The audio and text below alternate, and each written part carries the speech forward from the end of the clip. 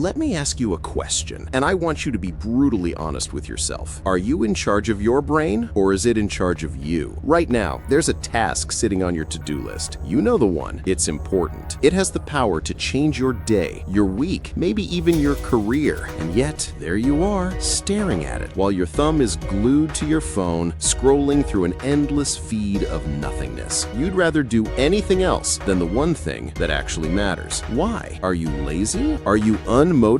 No, you've been lied to. You've been told that to tackle the hard things, you need some epic movie-style burst of willpower, that you need to feel motivated before you can act. That is a complete and utter myth. Today, we're going to expose that lie. We are going to declare war on that little voice in your head that begs for comfort. We're going to talk about how forcing your brain to do hard things is not only simple, but is the single greatest power you can cultivate. This isn't about becoming a superhero overnight. It's about becoming a master of your own mind, using clever, simple systems to trick it into doing your bidding. So buckle up, because your comfort zone is about to get very, very uncomfortable. The tyranny of the toddler brain. First, let's understand the enemy. Your brain, for all its genius, has a primal, deeply rooted instinct. It's a comfort junkie. It's wired to seek pleasure and avoid pain at all costs. Think of your brain like a spoiled toddler. It wants the candy now. Instant gratification, scrolling on TikTok, watching another cat video, that's that sugary candy. It's a quick, easy hit of dopamine. A hard task? That's like telling the toddler it's time to eat its vegetables. It's the chilly breeze you'd rather avoid for the warm, fuzzy blanket of distraction. When a challenging task appears, your brain goes into full-blown panic mode. It floods your mind with a storm of doubts. What if I fail? This is too much. I don't even know where to start. Suddenly, writing one email feels like you're about to climb Mount Everest in flip-flops. As the great Stoic philosopher Seneca said, we suffer more often in imagination than in reality. Your brain is creating a monster out of a molehill. I remember my friend Jake. He had this massive, career-defining report due. Every single time he sat down to work on it, that toddler voice in his head would start screaming, "Hey, Jake, let's go check the fridge again. Maybe something new and exciting has magically appeared in the last 5 minutes." One day, I looked him dead in the eyes and asked him, "Jake, why are you letting a piece of paper bully you?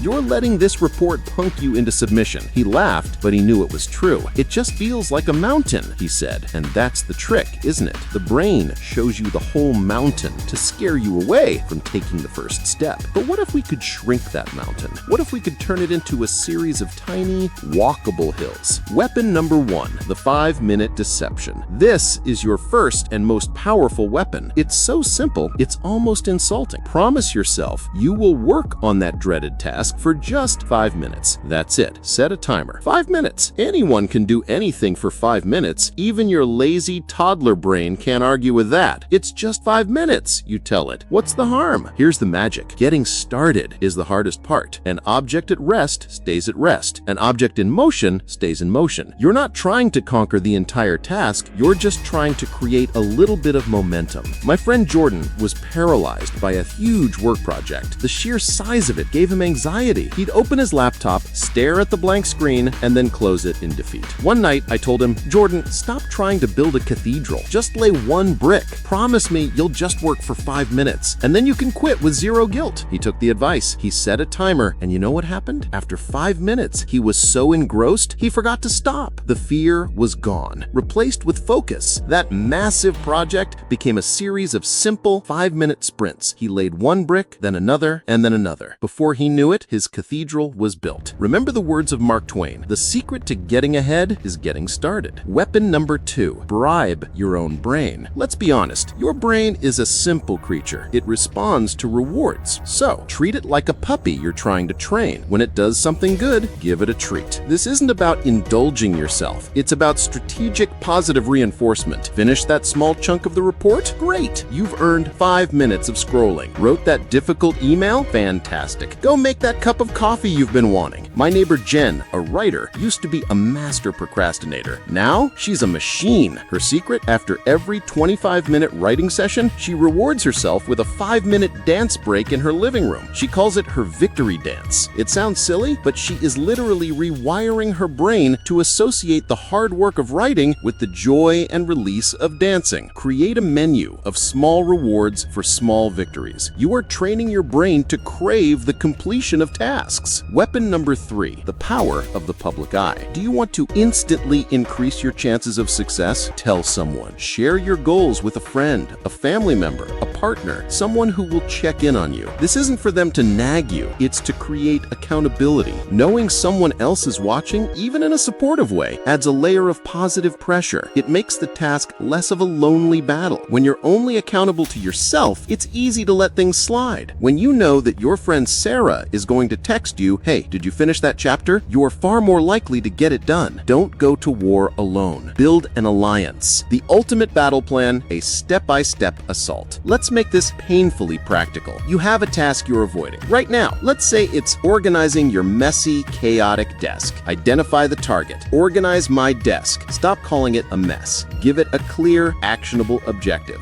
Shatter it into pieces. Break it down. Don't think organize. Think in micro tasks. Task 1, throw away all visible trash. Task 2, put all loose papers into one pile. Task 3, wipe down the empty surface. Task 4, sort the paper pile into keep and toss. Set your watch. The 5-minute rule. Decide that right now you will start with task 1. Set a timer for 5 minutes. That's your only goal. Change the narrative. Reframe your mindset. Stop saying, "Ugh, I have to clean my desk." Start saying, "I am creating a space of clarity and focus so I can do my best work." As Henry Ford famously said, whether you think you can or you think you can't, you're right. Your narrative becomes your reality. Claim your spoils. Reward yourself. After you finish just one of those micro tasks, get up, stretch, and grab a small piece of chocolate. You've earned it. Your future is calling. Look, forcing your brain to do hard things isn't about brute force. It's about being smarter than your own instincts. It's about creating small, effective systems that work with your brain's wiring, not against it. Start immediately. Commit to just 5 minutes. Reframe your story. Break the mountain into pebbles. Reward every single tiny victory. The person you want to become, the goals you want to achieve, the life you want to live. It's all waiting for you on the other side of discomfort. Every time you choose the hard thing, you build a muscle. Every time you conquer procrastination, you take back control. So I'll ask you again, who's in charge? You or the toddler in your head? The clock is ticking. Take that first easy step. Thanks for hanging out with me today. If this lit a fire under you, hit that like button and subscribe for more ways to master your mind. Until next time, keep pushing, celebrate those small wins, and go lay that first brick. Catch you later.